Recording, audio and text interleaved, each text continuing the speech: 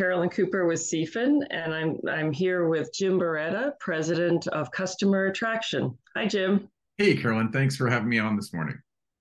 Today we're talking about ADM Montreal, which is the Advanced Design and Manufacturing Expo. It takes place November 9th and 10th in Montreal. So, Jim, what should people expect to see when they attend the show? There's going to be hundreds of exhibitors there, as well as attendees and all kinds of thought leaders in the industry. One of the things I really like about the ADM Montreal is kind of the innovation that is being shown there. And I think most attendees go to trade shows to learn about technologies and learn about trends in the industry. Because the ADM Montreal show is also five shows in one. There's the Design and Manufacturing Show, the Plastex Show, ATX Automation, Powder Bulk Solids, and PACX Montreal. So there's something there, I think, for everyone. So, what are you actually looking forward to the most?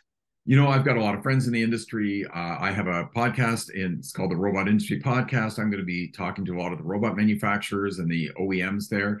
And I think networking is one of the other big reasons that people come to shows, and to meet a lot of old friends and to sit in on some of the discussions that are happening there too. Sounds good. So, why should someone in the food and beverage industry attend the show?